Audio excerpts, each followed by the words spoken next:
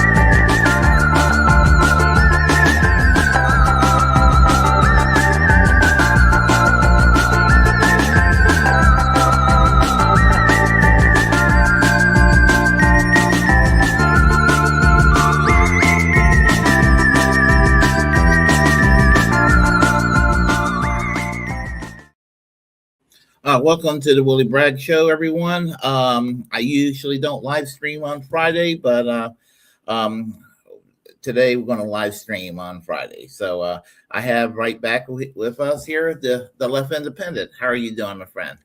I am doing well.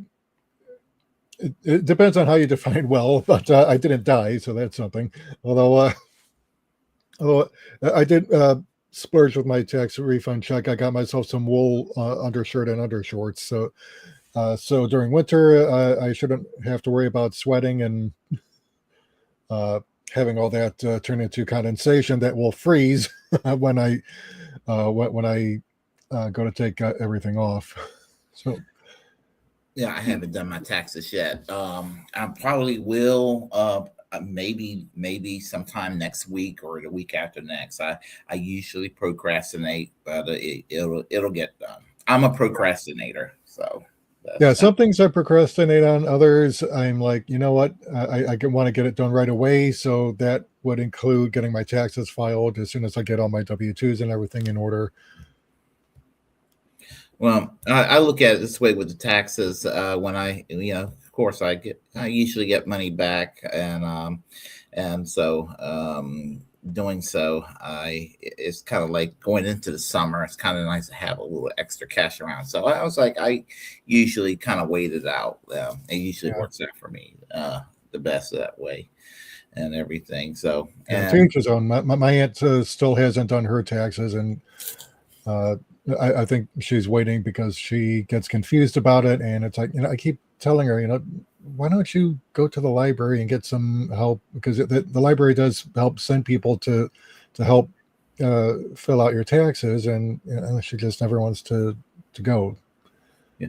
I used to. I go to H&R Block currently, but for a while my bank, well, here in North Carolina, my bank, I strictly do the State Employees Credit Union, and they used to do my taxes for free, and then they started charging like $75. I was like, okay, well, all right, I'll do this, we'll do it.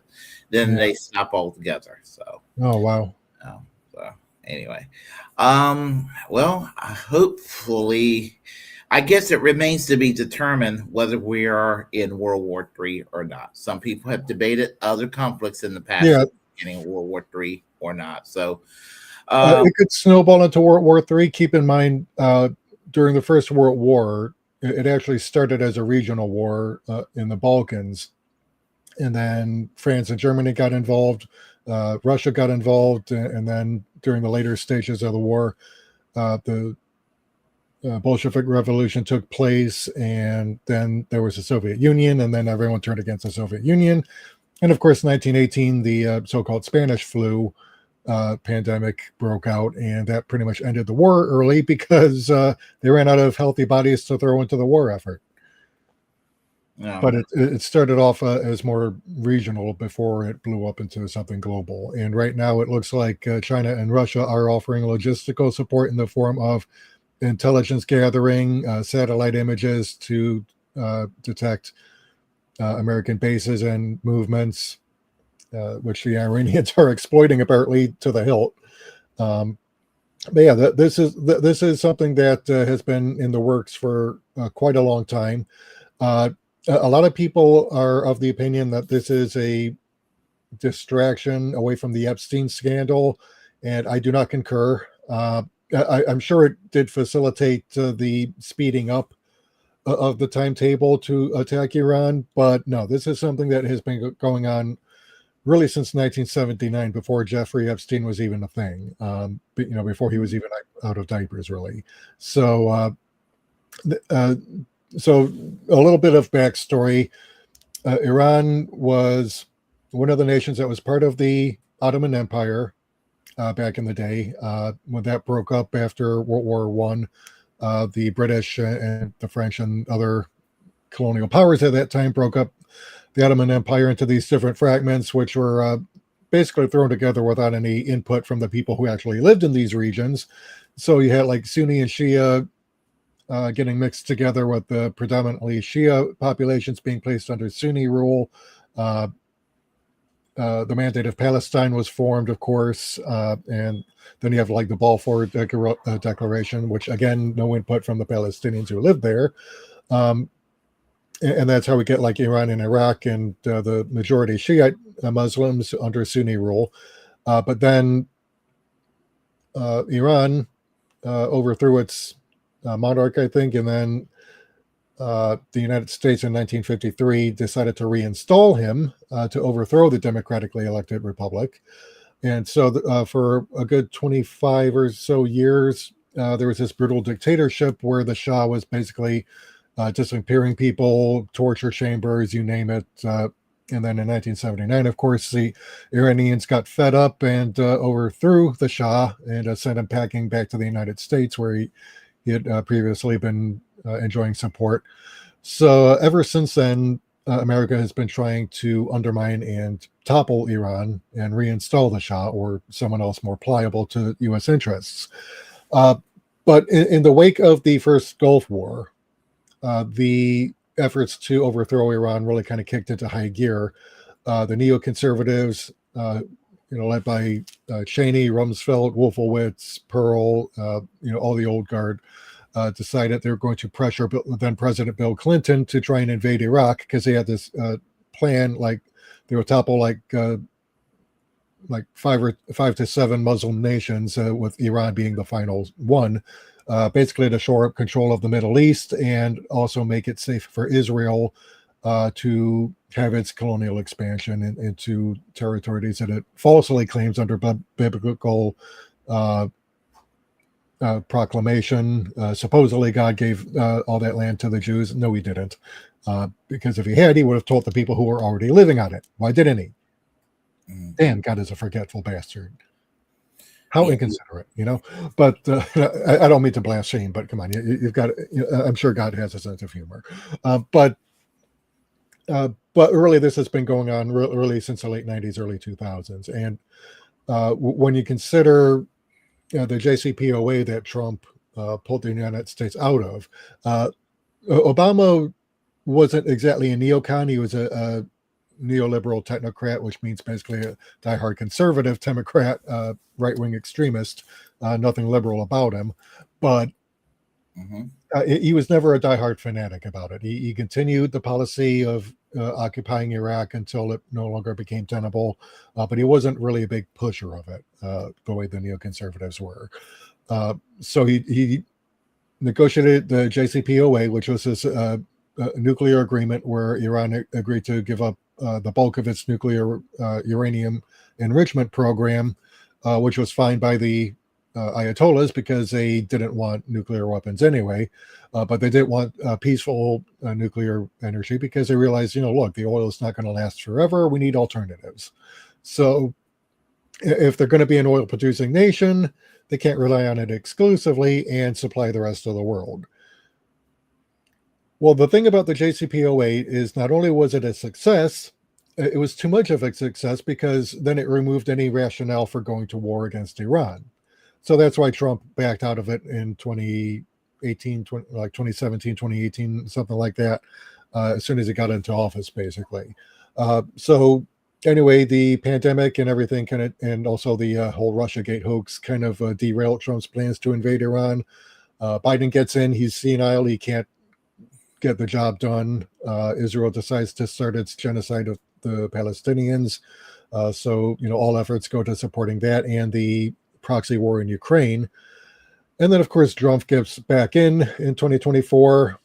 He takes office last year, and they start immediately going to town on wrapping up hostilities against Iran, which culminated in the 12-day war last June, where they tried to assassinate Ayatollah Khamenei. Basically, that they use their usual tactics of using negotiations to get the target persons together in one spot so they could launch a decapitation strike. And of course, they did the same thing last weekend. Now, the problem, as always, with neocons is that they don't have any real plan or strategy other than wishful thinking and hubris concerning American military might. They made no effort to learn anything about the country or its people, no attempt to learn the writings of Sun Tzu, who that there's one of the big things in there is know your enemy and know yourself, and in 1,000 battles you will never lose. Well, the United States neither knows the enemy nor knows itself, meaning it doesn't know Iran's strengths and weaknesses. It doesn't know its own strengths and weaknesses. It's basically under the delusion that all it has to do is shock and awe and do decapitation strikes and the country will fall apart. How is that working out so far? Not very well. Not very well. Exactly. So what we're seeing now then is a situation, and I want to go ahead and show you this because Unplug the Empire had this and is saying that there's a repeated refrain in the media that Trump doesn't have a strategy, and says this is a lie. There is a strategy. The obliteration of Iran as a state and a campaign of terror. That's actually not a strategy. That's a goal. Oh, you want me to add this to it? You want me to add it up? Yeah, please. Okay, yes, will do. Yeah, so I'll highlight the relevant portion, but it says there's a repeated refrain in the media that Trump does not have a strategy. This is a lie. There is a strategy, the obliteration of Iran as a state and a campaign of terror against the population. The methods pioneered by the United States and Israel and Gaza are now being scaled up from an enclave of 2 million people to a country of more than 90 million. So I'm going to push back on this, not because I think it's necessarily wrong to the extent that this is the goal is to destroy Iran and the genocide is the tactic used to achieve that. But that there is no grand strategy. If there were, you would have seen a plan for what happens after you take out Ayatollah Khamenei, because obviously the government has not fallen. They have chosen, supposedly, there's a lot of fog of war and a lot of misinformation flying around, rumors as people seize on stuff that's posted, and fact checkers are going into overdrive trying to either confirm or deny different stuff. But the overall pattern seems to be that the government has not fallen, as evidenced by the coordinated strategies being employed by Tehran to take out key sites in the Middle East. All of American bases and embassies are being targeted. They're either heavily damaged or they're being destroyed utterly. Hence, they're being evacuated. And of course, the Iranians tracked the United States and Israeli personnel to the hotels where they were being sheltered and took those out. So yeah, we're seeing a quite a coordinated strategy that just could not happen if there was no government guidance being coordinated with the military actions. So supposedly Khamenei's son has been elected as the, I guess, interim supreme leader, although he said he didn't want the position. But what we need and what we want, what we want and what actually happens are two different things.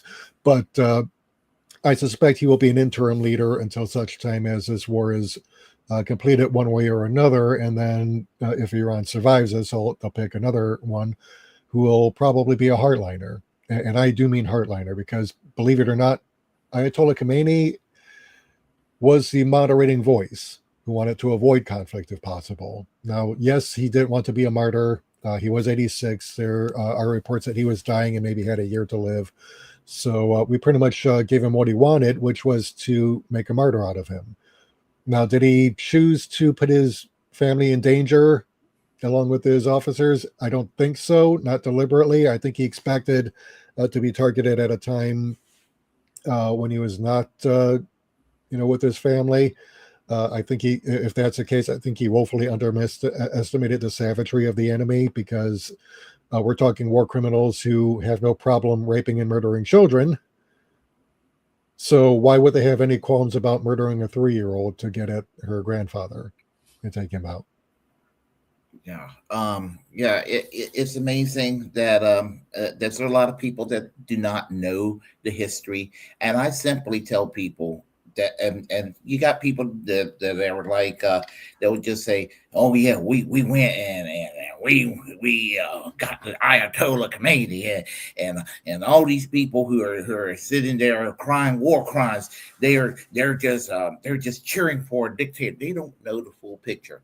They don't even know about 1953. They don't even know about. They don't Yeah, know the events. They don't know that the Ayatollah Khomeini within their society was yeah, considered a moderate, and that the successors are going to be more than likely to the right, and that the in my opinion, the whole thing that was going on with this peace treaty, which was probably one of the best things Obama did while he was president, and we're talking about a very unimpressive presidency, mediocre at best, hmm but that was a breakthrough, and it was no accident that Benjamin Netanyahu came to the United States to address both houses of Congress.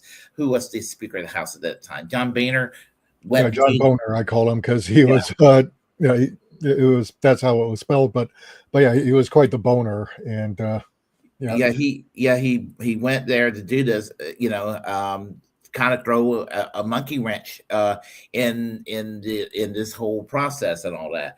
But the treaty was working. It was working, and I think that, in my opinion, I think that Trump did this because he knew that the treaty was working. But I think that he did this also to appease two factions of that base that were not trustful of him initially, and that was the religious right, the evangelical Christians who are horny for war with Iran, and the secular neocon types. So, basically the John Hagees and the John Boltons, who are both horny for a war with Iran. Now they got that war they wanted. yeah, and with regards to the religious right, yeah, supposedly the generals who are allowed to stay, and also Pete Meth Head, are basically telling the soldiers that this is a religious war, that that this is uh, part of God's plan, and that basically that the evangelical fake Christian extreme right is salivating over this, because they think that this is the Battle of Armageddon. The Jews will be either forced to convert to Christianity or die. Um, and of course, the plus side is they get to annihilate Iran as well, and not to mention control the whole of the Middle East. But that's the religious extremists on the one hand, and yes, the neocons on the other. But people like to think that Trump isn't a neocon, and yes, he is. I mean, in the sense He that is now. right, he loaded his first regime up with neocons. It's like you don't load your regime up with neocons unless you are yourself a neocon. And Trump, like the rest of the neocons, he has his hate-filled rage boner for China and Iran. Uh, but Benjamin Netanyahu, he's suffering cancer. He probably doesn't have much longer himself, unless things change in his favor health-wise. He's also under a number of corruption scandals, and he wanted to achieve his overarching goal of destroying Iran before he kicks the bucket. So I think that was another factor going into this. But there's also a couple of other things. Trump's trade war is a dismal failure. Every time he tries to levy tariffs as a weapon, it backfires. China just simply says, okay, you know what? We're going to cut off raw materials that you need to maintain your war machine. And now, they've done it again, obviously. But he hasn't had a whole lot of foreign success. He could not negotiate an end to the Ukraine war like he promised he would do on day one. The Ukrainians obviously are not playing ball, and Russia certainly is not playing ball because they've gotten wise to the fact that he really has no intention of ending the Ukraine war or mediating a peace with Russia. He actually wants a victory, that not only makes him look good, but will also, much like the Minsk II agreement back in 2014, simply buy time for Ukraine to rebuild and rearm for future conflict against Russia at a time when it ostensibly has been weakened by sanctions and whatever else. So, that is something that he has not had any success with either. The Europeans don't want to play ball with him as far as taking on more responsibility for NATO, although they are increasing their military budgets because they feel they're being left high and dry to face Russia alone. Although I wish someone would tell them, why do you even have to fight Russia in the first place?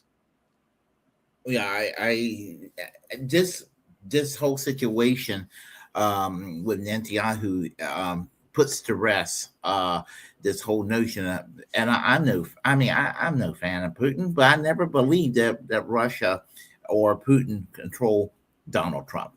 No, they didn't. There was complete fabrication on the part of the Democrats because Yeah, they were sore losers and they couldn't handle, their star anointed candidate losing to a clown shoe whom her campaign elevated in the Republican primaries as a Pied Piper candidate. It all came out, in 2016, so it's not like this was unknown. yeah, and But, also, they needed to weaken Trump because, see, a lot of people don't realize this, and this was something that was reported in Consortium News, back during 2016. But the whole of the Washington establishment is neoconservative, but yet your anti-China faction of the neocons, yet your anti-Russia faction of the neocons, both of them want to destroy both China and Russia, but it's just a matter of priorities. So when I say anti-China, I don't mean that they're not also anti-Russia, but they prioritize destroying China first. But all of the factions agreed that neither Trump or Clinton was even remotely qualified to hold the office. They regarded Clinton as dangerously hawkish and too willing to resort to extreme measures against Russia to be trusted with the Oval Office. They figured Trump was too dangerously inexperienced and unstable, which he is. But either way, they didn't want either Clinton or Trump in. And so the idea was no matter who won, the winner would be hobbled by scandals. So in Trump's case, it was supposedly Russiagate and the P tape, although that's not really the scandal. It was actually the Epstein scandal that they really needed to focus on if they wanted to go after him. The problem is that is a fully bipartisan scandal because, Bill Clinton is implicated along with a number of other Democrat officials. And that not just, with regards to the sex trafficking, but also financial ties. I mean, hell, Noam Chomsky was revealed as being a friend to Epstein. I mean, there's no evidence yet that he took part in raping any little girls, but there is evidence that he had financial dealings with him and was even trying to coordinate on how to rehabilitate his media image in the wake of his 2018 conviction. So, there's a lot of bipartisan aspects to the scandal, but Hillary Clinton, of course, had her email scandal that shows she was using private servers to do official government business, which is illegal under the law. So James Comey kind of like screwed her over in that regard because he was basically, especially with that speech he gave where he said, okay, yes, she's probably guilty, but we're not going to prosecute because she might be our incoming boss, and that would be problematic. I want to keep my job. So that didn't go over too well. And then, of course, there's her history of corruption, with regards to everything else. So, Clinton had a load of stuff that she could have been hobbled with if she had won in 2016. Uh, but the idea was they were going to go after Trump with the Russiagate hoax. They tried to impeach him over his phone call to Ukraine, looking to dig up dirt on Joe Biden, because Biden is, yes, up to his eyeballs in corruption with regards to Burisma Holdings, where he pulled strings to get his son a seat on the board of that company, despite him having no qualifications at all. So he's basically collecting, I think, what was it, like 50 grand a month or whatever, to sit on the board, basically for doing nothing, while his father raked in the money. And Trump, of course, during the 2020 election, wanted to use that as an advantage in the campaign, and the Democrats impeached him over that. They failed. But, now things are going a little bit differently. Besides the Epstein scandal, he's a failure on the foreign front. Domestically, he's really only successful in terms of cracking down on immigrants, whether they're here legally or not, and demolishing DEI and any climate change efforts. Obviously, he's doubling down on COVID policy in terms of letting it rip, and trying to dismantle the entirety of public health, which is the absolute last lesson you want to learn, because there's going to be another pandemic on top of the one that we're still suffering. It's a law of averages, because when you have climate change coming into play, species are going to be forced to relocate to different areas to escape changing climate conditions. We're going to see the introduction of new diseases that will mutate and be able to leap to humans as they recombine in host animals, just like with COVID. And so it's only a matter of time before the next pandemic occurs. And we've got no public health response to it, because the policy now is just let it rip. Yeah, absolutely. Control the population, because a population that is too sick and brain damaged from repeat COVID infections is going to be too sick and brain damaged to organize and revolt. Yeah.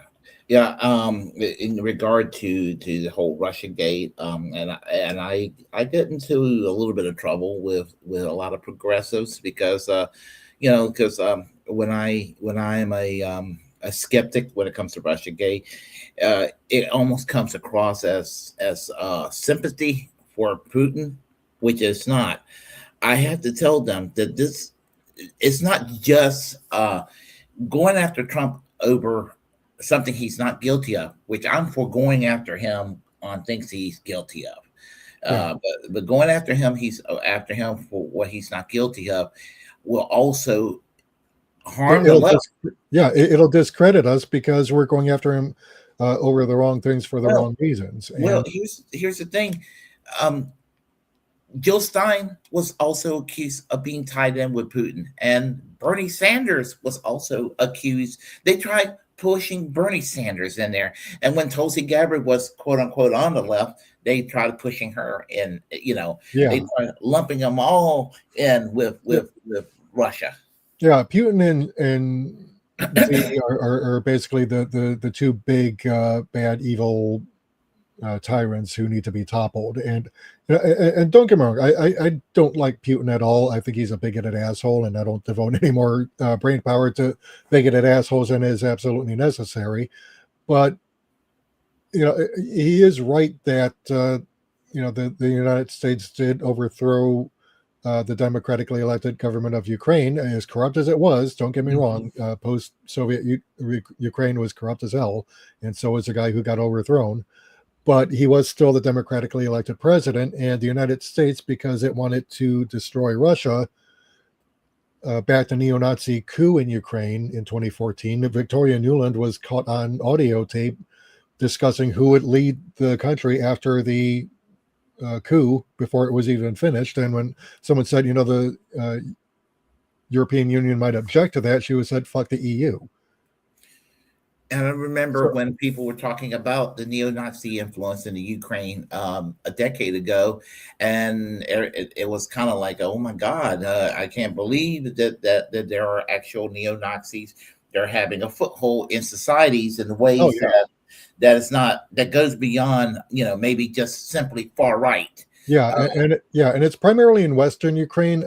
When I returned to college in 2010 to get my bachelor's, I met this young woman who was Ukrainian, uh, and we kind of hit it off. We were chatting and kind of flirting and whatnot, and then she said something that turned her really ugly in my eyes. She told me Hitler did some good, and and I was like, God, why would she say something so fucking stupid and ignorant? well, I mean, it's just part of the culture. The Bandera, they try hide this media try hiding the whole concept of how society kind of still, basically glorifies Devin Bandera Yeah, in Ukraine when Russia invaded Ukraine in 2022. I mean, and wasn't like John Stewart giving some kind of award to one of the soldiers, and one of the soldiers had yeah, a tattoo. They covered the tattoo. yeah, and John Stewart, unfortunately, is attacking Khomeini and basically he's calling him everything that the establishment here said he was, and it's like you dishonest piece of shit. I mean, he tries to be like this centrist liberal type, common sense guy caught between two extremes, and it just never works. Okay, ask Bill Maher. Okay, this guy, has been branding himself as a center left libertarian for decades now, and he has just gone so far to the extreme right that you might as well just say, hey, I'm a MAGA Republican now. Hmm.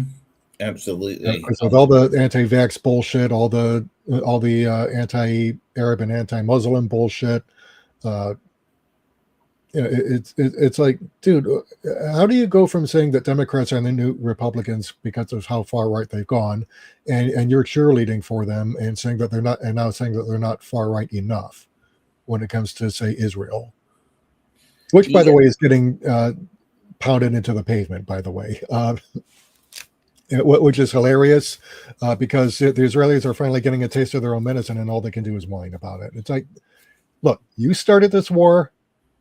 Iran's going to finish it one way or another, because even if Israel does implement the Samson option, which is to launch all of its nuclear warheads at its enemies, trying to take them all down with it when it goes, Iran's stockpile is not even close to being depleted. That they are just now using up their stock of older weapons. I guarantee you, if they detect those warheads coming at them, they're launching everything they've got at Israel, and they're taking Israel down with it. Yeah. Yeah. It just the thing about this whole Israel thing is no longer a partisan issue of one side or the other. I mean, there is actually division in both parties, in this country domestically. I mean, you know, Yeah, and one prefers polite fascism with a rainbow flag, and the other prefers pretty red, much. white, and blue fascism in camo. Well, and there's that aspect of it, but I like within the Republican Party, they used to say that well, the Democrats are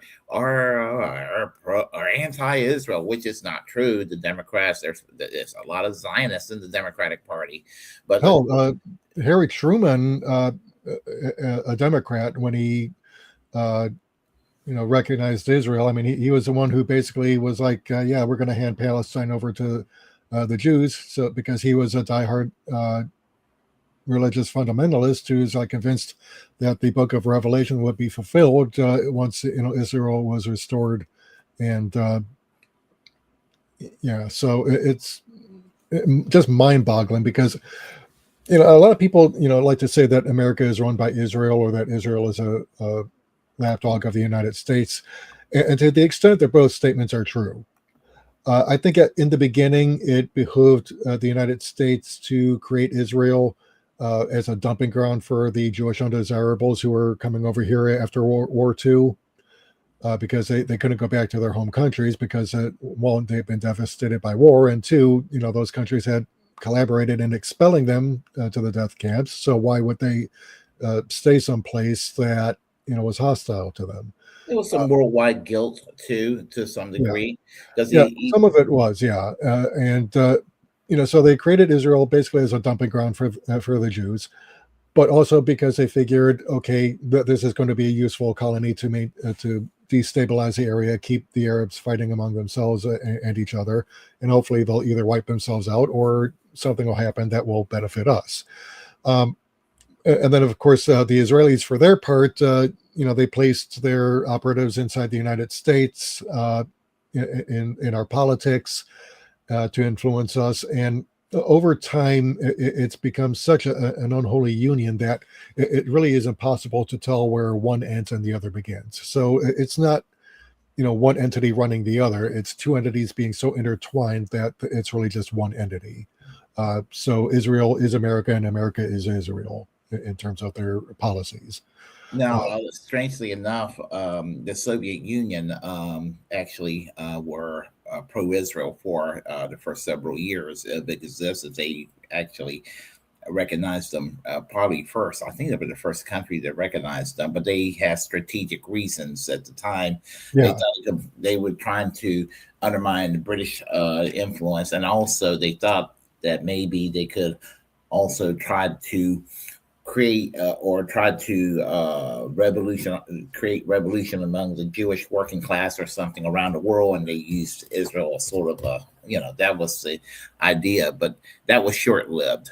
And yeah, because the Israelis are extreme right wing, especially in their government, and but even the society itself is just it moved so far to the right. yeah, and even the moderates over there are only against the genocide because they figure the Palestinians get down rather than wiped out completely. But they still favor Israel and being in the Palestinian territories. But I think a lot of them do also favor expulsion.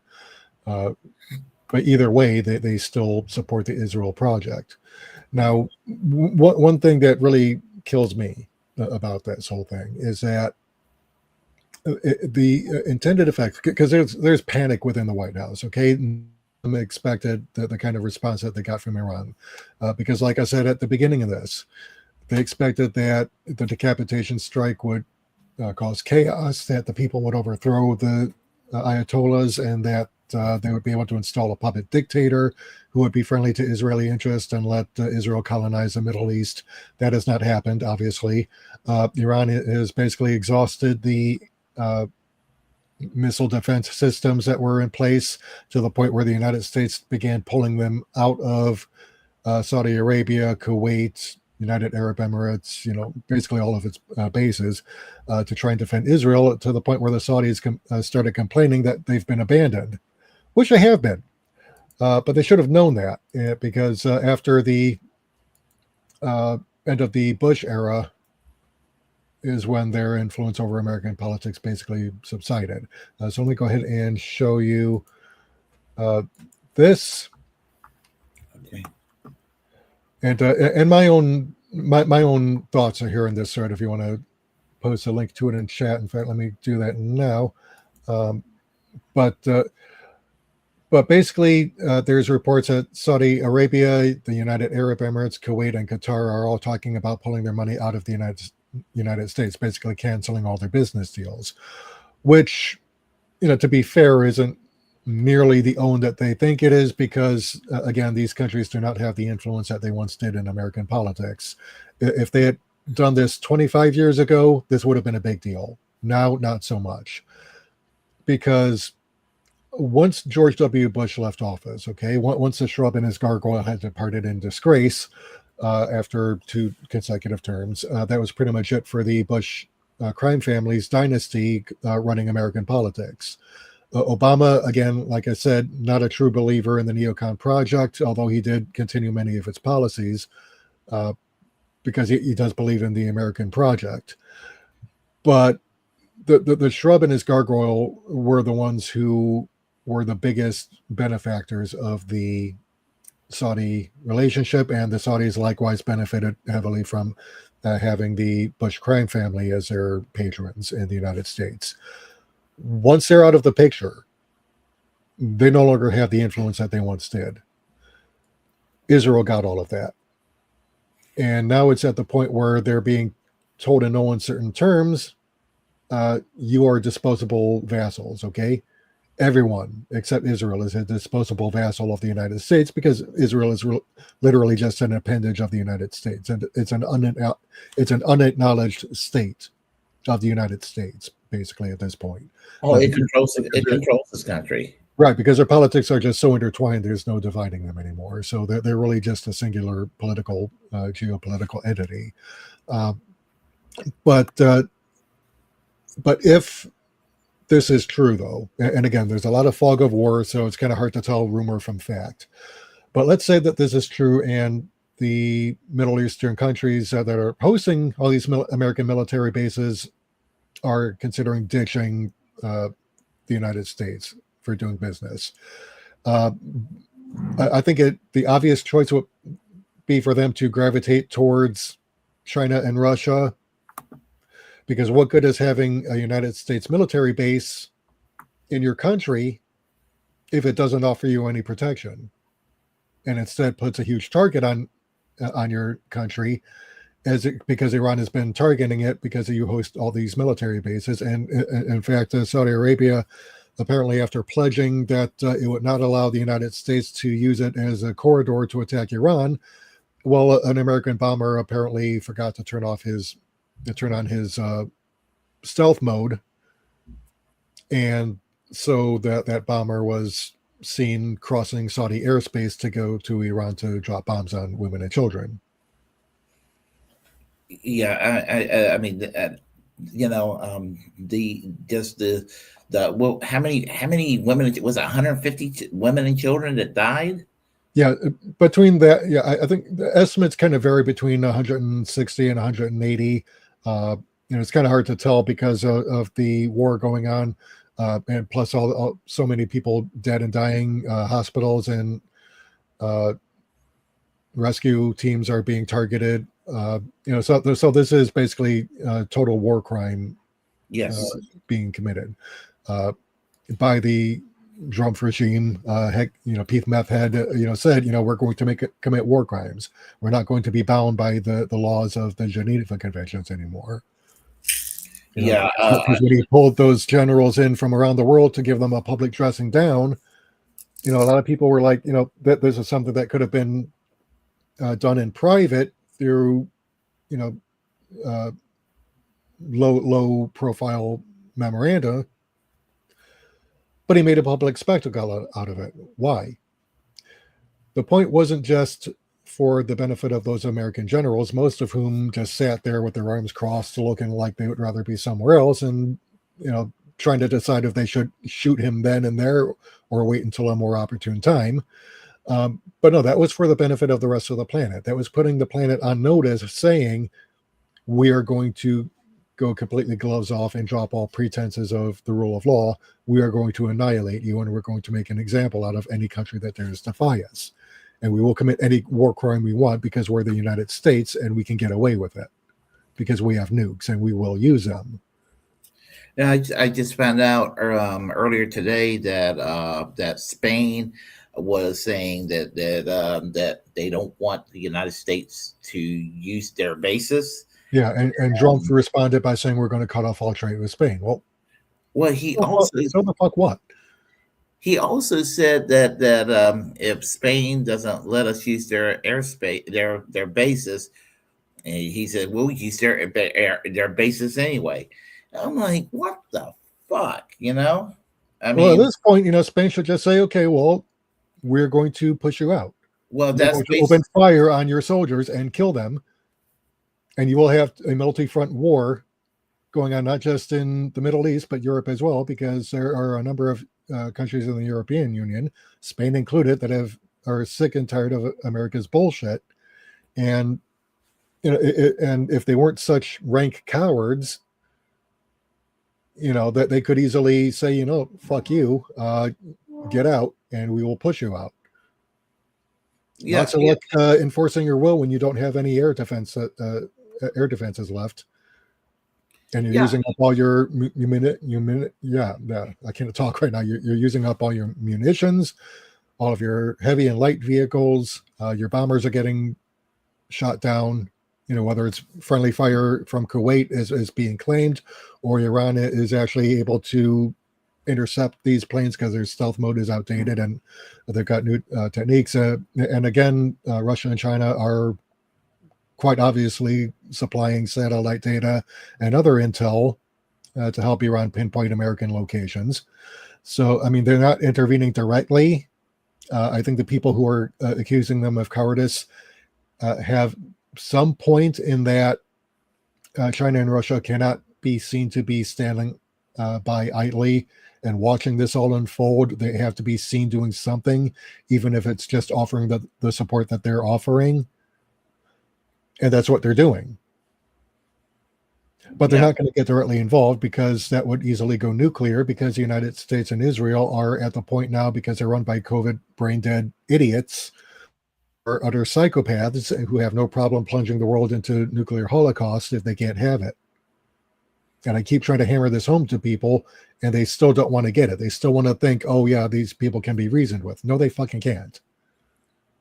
We have a bunch of crazy people certainly running the show, and fundamentalist people, and I just there's just no way out. I mean, I'm at best I don't believe in the two-party system, but probably if Trump doesn't declare martial law and cancel the elections, whatever he will try to do, there's a likelihood that domestically that the Democrats will regain the House and more than likely the Senate. But yeah, and maybe have enough numbers to convict him this time in the Senate following an impeachment hearing. Now here's a couple of things that could happen. Okay, one is that the Democrats get elected, they do nothing, or they could try and impeach and remove him this time and succeed, because while the establishment can forgive many things, including pedophilia and rape and murder and war crimes and holocausts, it absolutely will not forgive failure in waging wars. And Trump has basically gone from loose cannon to liability, in that he is basically single-handedly, along with his regime, dismantling the U.S. empire because of his ranking competence. So I think they will, if they do decide, if they take the House of Representatives and possibly the Senate, I think there's enough Republicans who are fed up with this bullshit also, who might turn and support impeachment. If they decide to do that, they will simply have Vance in there, and he will basically double down and do whatever it takes to try and win. But yeah, it'll be under the dumbest of reasons, not for the Epstein scandal, because again, the Democrats are in it up to their eyeballs. The only reason Joe Biden doesn't appear yet to be in the Epstein files while Bill Clinton is because, much like Elon Muskrat, he is considered too stupid and loudmouthed to be trusted to keep secrets. Because if you think about it, Muskrat was shown in the files communicating with Epstein and, basically saying, hey, let me out to the island so I can party with the girls. And the consensus from Epstein, the tone of the letters suggests, you know what, let's just find whatever excuse we can to just say, no, sorry, bad timing, let's not have him here, because he'll be a spastic asshole and blow our cover. And because he's the richest asshole on earth at the moment, we can't necessarily have him eliminated. So because that would be problematic for reasons. But Biden, of course, has been caught on C-SPAN cameras multiple times feeling at women and little girls. So it's not like it's difficult to prove him. But the Democrats wouldn't allow impeachment against him, even though there was plenty of evidence for that. So they're not going to go after Trump for the Epstein scandal. No, they'll go after them for his handling of the Iran war debacle, because this is turning out to be a debacle. There's no way that the United States can win this war without resorting to nukes. And here's what they need to do. They really need to invoke the 25th Amendment, because not going to happen as long as the Republicans are in office. But here's the other likelihood, okay? And this is where the cynic in me and the pessimist comes out and says the Democrats love to snatch defeat from the jaws of victory. They blew it over the budget debacle last December and caved and gave him everything he wanted, even though they didn't have to.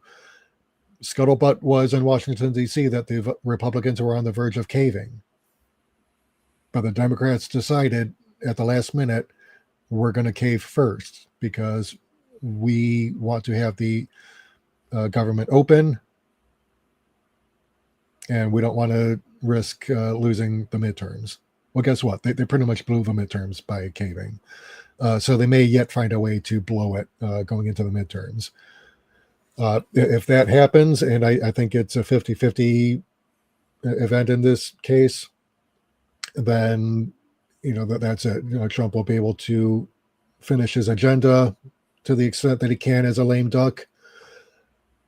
But if the Democrats do take the House and maybe the Senate, and they decide to impeach and remove Trump, or they just impeach him anyway, even if they can't remove him in the Senate, they can still hobble just enough of his agenda where he'll end up being toothless, and then the Democrats will blow the 2028 election. Yeah, it's really funny about Democrats. They know how to fuck themselves up. I mean, I just turned 57, and I voted for Michael Dukakis in 1988 when I was a young Democrat. You have my sympathies. Yeah. Well, my point is he had bad advisors back then, and like a lot of Democrats. Yeah, the photo up in the tank was not the wisest of stunts to pull. Well, there was that, but they allowed Democrats allowed themselves to they go along with when they go low, we go high. And when they do that, they end up getting their asses creamed. Well, that, and they fully embraced Reaganomics. Yeah, pretty much. And his domestic and foreign policy agenda. I mean, it's like, Jimmy Carter, as flawed as he was as president, and he had a lot of issues. I think people forget this. Now, granted, I was 6 when the 1980 election took place. I vaguely remember when Mount St. Helens erupted on my 6th birthday, that he gave this press briefing, trying to give information and assure the nation, although he got some information wrong, which unfortunately kind of hurt his image. But I think a lot of people forget that as awful as he was with regards to the handling of the Iran hostage situation, he was not prepared to negotiate. Yes, he backed the Shah. Yes, he wanted to see him reinstalled, but he also was not prepared to give the Iranians what they wanted. Reagan did, by negotiating a backroom deal to get the hostages released by selling Iran weapons in exchange for the hostages, and then he used the money from that sale to fund the terrorist Contras group in Nicaragua. Yeah, absolutely. And and I remember when the Iran Contra scandal broke out back in '86, and how they got away with that. I mean, they threw Oliver North under the bus, and Reagan, because he was already in the throes of Alzheimer's, although they didn't admit it until he left office. And I think it was like 6 years. I think he announced it in 1994. It was when they made the official announcement, although the signs were there as early as the second term.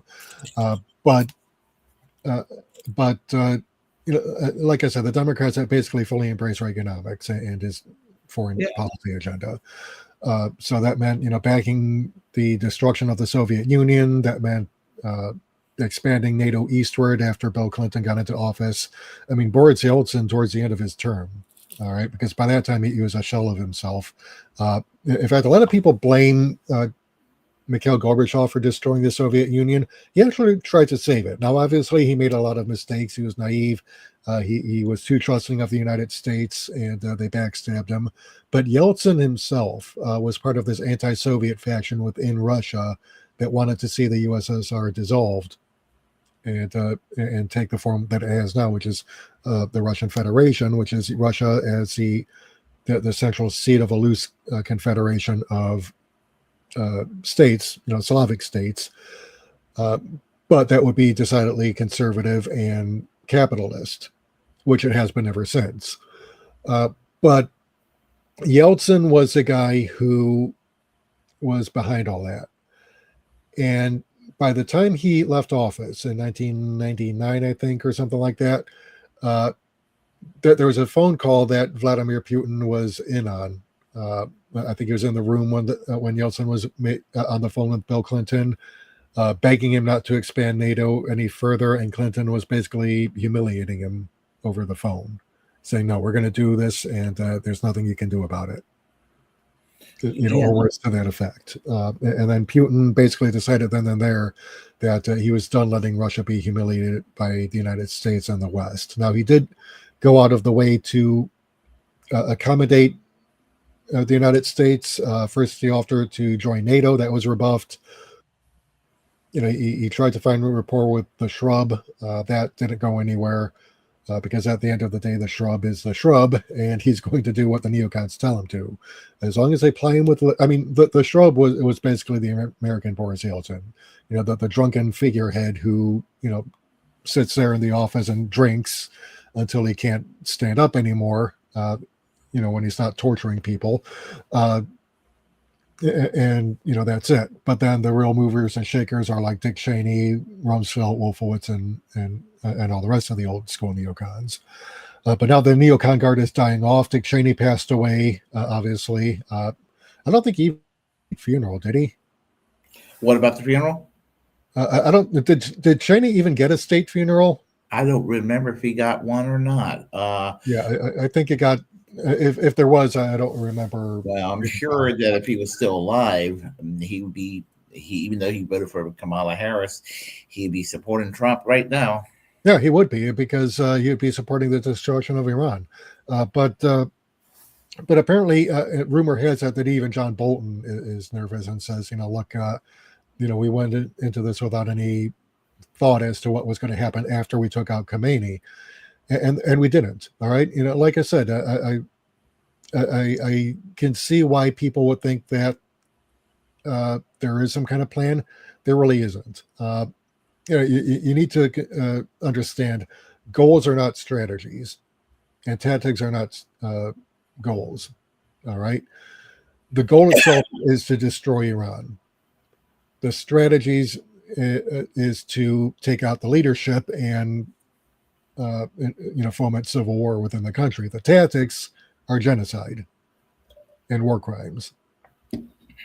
So that's what we have to remember with this. But Iran, to its credit, isn't going to go down nearly so easily, if it goes down at all. I mean, we're already on day 8, and Trump apparently is trying to find some face-saving method of extracting us from this war that he got us into on behalf of Nazi Yahoo, and who, by the way, fled to Germany to hide while his people get bombed to smithereens. Yeah, but they can just push Netanyahu into Denmark, Norway, or Sweden. He can get his ass arrested, I doubt they have the gonads to do that. I know, because those countries said if he's in those countries, his ass is getting arrested. Yeah, well, we'll see. We live in times, because Nazi Yahoo enjoys the protection of Caligula Drumpf and the United States military and political establishment. But if they go down, he probably is going to lose his biggest patron and supporter. So he might end up being the sacrificial lamb to try and salvage what's left of Israel after this war is over, however it turns out. Because at this point, I don't see how he can survive. I mean, he's basically proven that he is on to protect Israelis against Hamas because of October 7th, which, there are, Brian Berletic would disagree, naturally, because he's a fucking idiot and a bigot. I don't take him seriously. But, because, yes, there is the whole denying resources to Russia and China. That's always underlying everything. But this was about more than just Russia and China. This really was, and this really has been since 1979, about destroying Iran. Yeah. Let's see. Oh, I was going to say something else. I forgot what I was going to say. but yeah, but yeah, it was about Netanyahu. I was going to say something about him, but uh,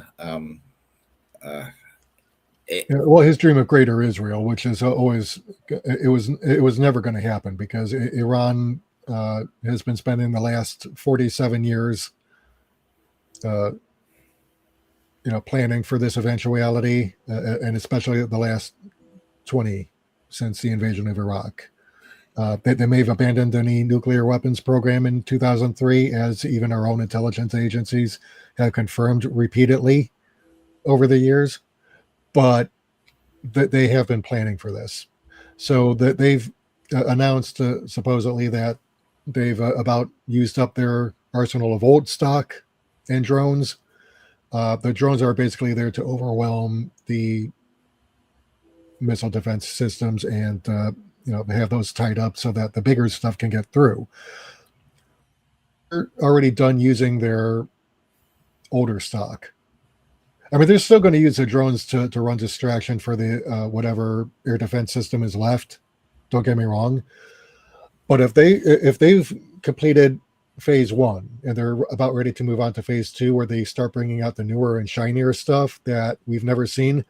I mean, we just had an instance where, and they're calling it a cluster bomb. It's not a cluster bomb because cluster bombs just drop uh, dummy ordinances that they're not guided. They wherever they land, they explode, and that's it. That's why they're called illegal, because there's no there's no discrimination between civilian and military targets. No, these missiles are new. This is something we in the West have not generally seen. I think it's a variation on the MERV missile, where it's like a multi-warhead package within a larger warhead. When that larger warhead deploys these smaller munitions, it's like one missile will fire about 80 smaller missiles that are each of which are guided, each of which are hypersonic, can travel at speed. They can do 90-degree turns without slowing down. And so basically, you think you've got one missile, oh boom, now it's just turned into 80 that you now have to try and chase and shoot down far closer to the target than you otherwise would have if it had been a single missile. Yeah. So this is, and of course these missiles are guided. Okay, that they have designated targets that they're designed to hit, so that you don't have to target civilians. Iran is not actually targeting civilians; they're targeting exclusively military and political centers, which unlike Israel accuses everyone else of doing, they do actually hide their facilities among civilian infrastructure in the population because they're just that fucking arrogant that they think no one can touch them. Well, guess what? Iran's touching them quite violently in a lot of places. But Iran isn't just shutting down the Strait of Hormuz either. It's targeting Middle Eastern oil refineries as well as the American bases. It's shutting down basically production all over the region. There was a row in South Korea, apparently, where one of the ministers was saying, look, we've only got 9 days remaining of liquefied natural gas, after which we have no more. And I think I think the government contradicted them and saying, no, we've got more than this, but they won't say exactly how many more days. But like 9 days is a minimum. Now, China has, quite a lot of reserves, and plus it's not being blockaded.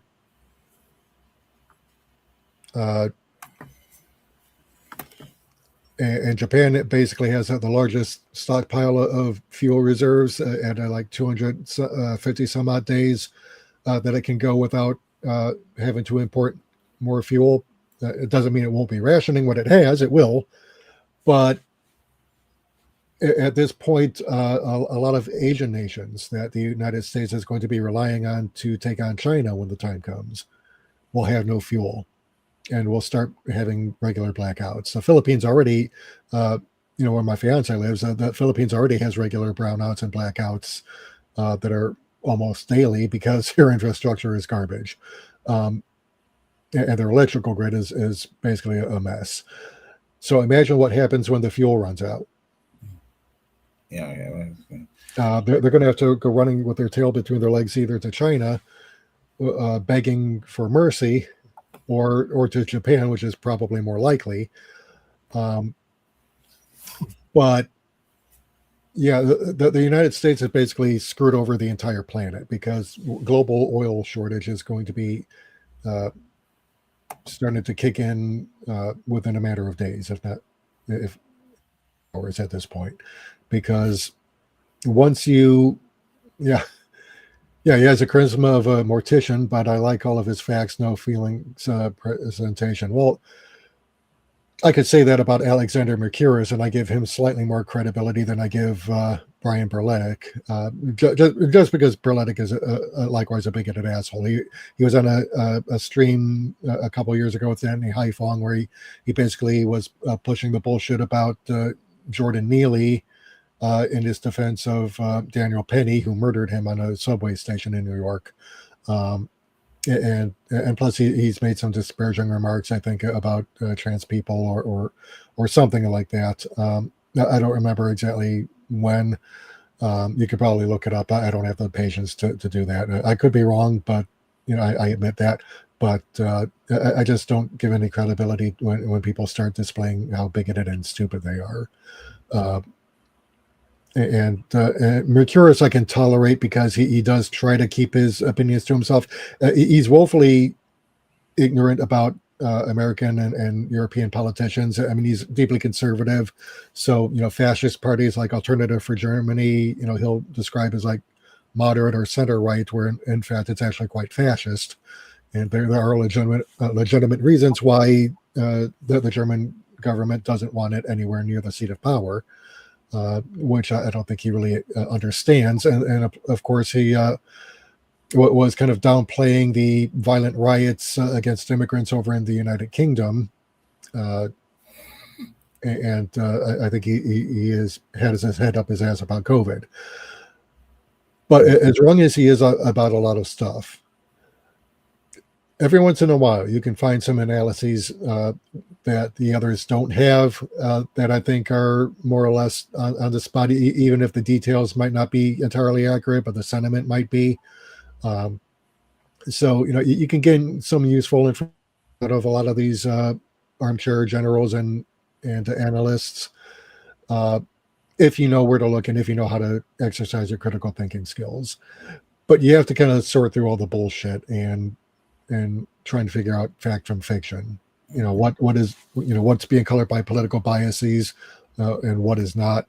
What is outright lying because you want to push conspiracy fantasies about COVID being a bioweapon manufactured in a laboratory, either in China or the United States, that is simultaneously no worse than the common cold, as an excuse for injecting us with turbo cancer causing vaccines and putting chemtrails into the air, or whatever bullshit is being peddled. He buys into that.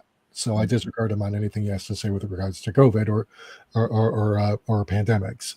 But when it comes to raw analysis of the situation in Russia, he does still have some decent things to say.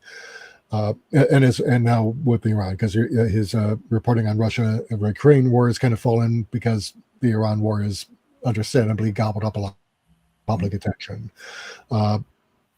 Zelensky apparently is offering to support the effort against Iran. It's like, with what, Timmy? What? Oh, Timmy Zelensky thinks he's going to offer support against Ukraine. It's like, yeah. With what, Timmy? All the weapons that were being given to you are exhausted, and now they're being sent over to Israel. Yeah. What are you gonna? Are you gonna send more Ukrainians to die for Israel? Yeah. Yeah. Dude. Yeah. I actually I got to go to work in a little bit. I'm sorry. We agreed upon an hour, and it's been almost an hour and a quarter. So yeah. So, do you have any final thoughts? Not off the top of my head. My aunt got back with the groceries. I got to help put those away if there's anything to put away. I have to grab me something to eat before I go to work. But thank you for showing up tonight. And when I sign off, I'll talk to you real briefly afterwards. But when everyone, thank y'all for showing up tonight here on the Willie Bragg Show. I'm Willie Bragg, and this was the Left Independent. And if you like what you heard, please press like and comment. Comment any way you disagree with what I have to say. Feel free to share the content on this channel. As a First Amendment absolutist, it's my duty to inform you to create your own platform and utilize it because we're the muckrakers of our time. Subscribe to the Willie Bragg Show on all the platforms I'm on, and of course, remember to reject corporate media, and